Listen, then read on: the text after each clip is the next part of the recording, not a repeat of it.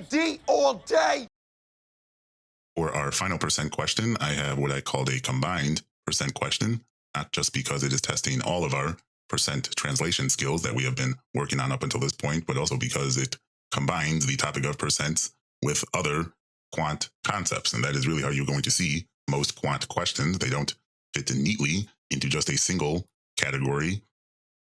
Most questions, especially hard questions, they are going to test multiple concepts. And that is how you really want to start seeing most of your quant questions. You want to see how everything is related, how everything overlaps, because that is really when you sort of become like Neo in the Matrix, where you start seeing all of the connections, you start seeing the common threads, and you are able to anticipate then where questions are going before you even finish reading them. And when that is the case, you, instead of thinking about questions as being, oh, this is a percent question, you start just thinking of your percent knowledge as being a tool. It is a tool to answer any type of GMAT question. And so let's use our percent knowledge as just one set of tools for answering this question here. If x, y, and z are positive integers such that increasing x percent of y by y percent equals z, is z an integer? So we need to translate our prompt here. We want to extract as much information as we can from our prompt before looking at our statements. It's asking us about z, and we know z is equal to something. What is z equal to?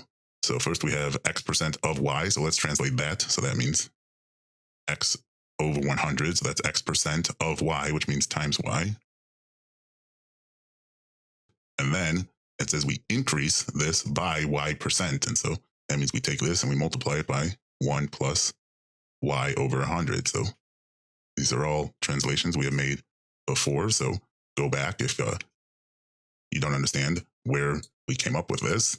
And so now the z is equal to, so this is just xy over 100. So if I want to simplify this as much as I can, maybe try and get this over just a single denominator. So this term here should be 100 over 100 plus y over 100.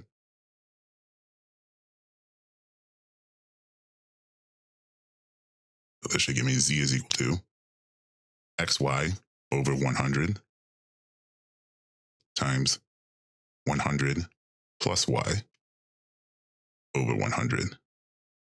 So now I can get this all over a single denominator of 100 times 100, which is just 10,000.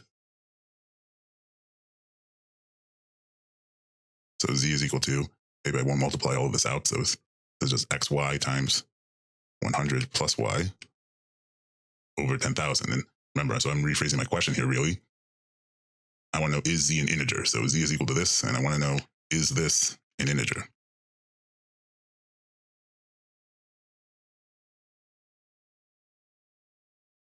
So when will this be true? In order for z to be an integer, and remember x, y, and z, they can't be equal to 0. They all have to be positive integers. So we don't got to worry about that option. So this means our numerator here must be a multiple of 10,000, because for z to be an integer,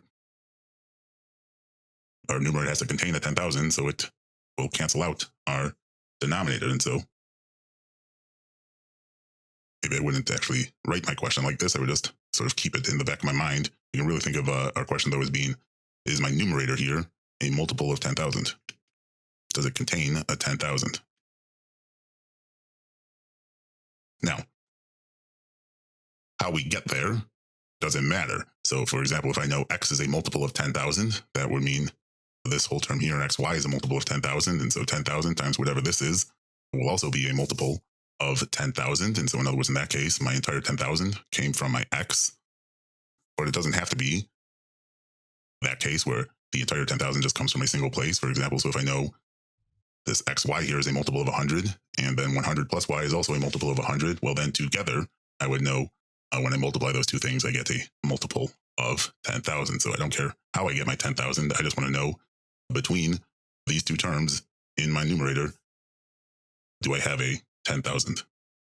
So statement one. Statement one says x is a multiple of 100. So this is also something that is true on a lot of data sufficiency questions. They give you three variables, x, y, and z. And if they're asking you about z, well, it probably really means you need to know something about x and y.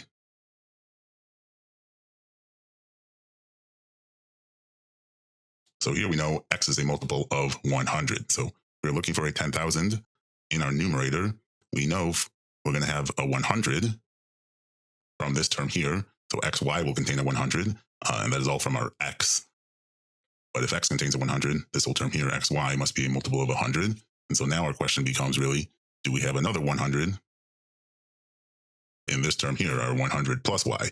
But because we don't know anything about y, we can't say. So for example, y could be equal to 200, then 100 plus 200 would be equal to 300. In that case, we would get our other 100, and so we would have a multiple of 10,000 up here.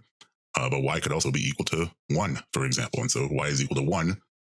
100 plus 1 is 101, which is not a multiple of 100. So this is going to be insufficient because I don't know anything about y. Statement 2. So now, before you start saying, so statement 2 will be insufficient too, because in statement 1, I didn't know anything about y, and that was insufficient. Here, I don't know anything about x. But before you make that assumption, let's see if it is in fact true.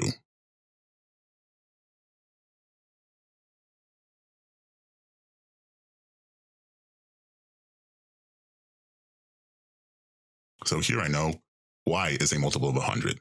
So that means in this term here, my xy, I have a 100. So now it's not coming from the x now it's coming from my y.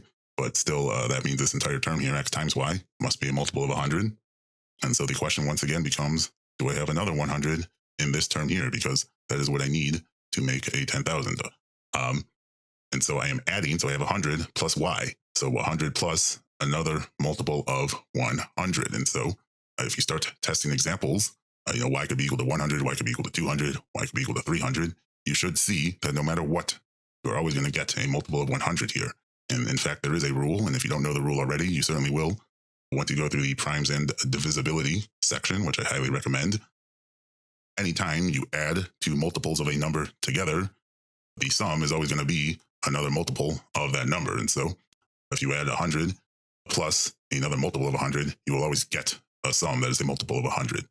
So 100 plus 200 is 300, which is another multiple of 100. 100 plus 300 is 400, which is another multiple of 100. Or if you add something like 12 plus 24. So these are both multiples of 6, for example, and they give you an answer of 36, which is another multiple of 6.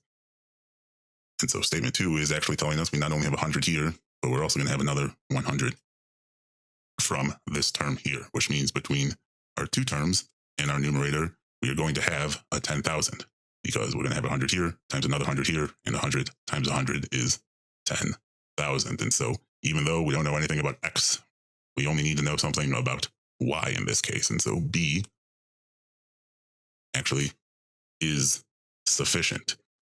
C would be the trap answer choice because it's obvious that if you know x and y are both multiples of 100, well, x times y, that means it contains 100 times 100, which is 10,000. So that will definitely cancel out our 10,000 here. But what is less obvious and what you need to think about a bit is that statement 2 is actually sufficient on its own. So B is the answer. This is a very good question. It's a good question to, even if you understand it, to go through it again slowly so that you can do it step by step, because there's a lot of stuff that you can learn here, not just about percents, but about divisibility, about data sufficiency in general. So I would star this question.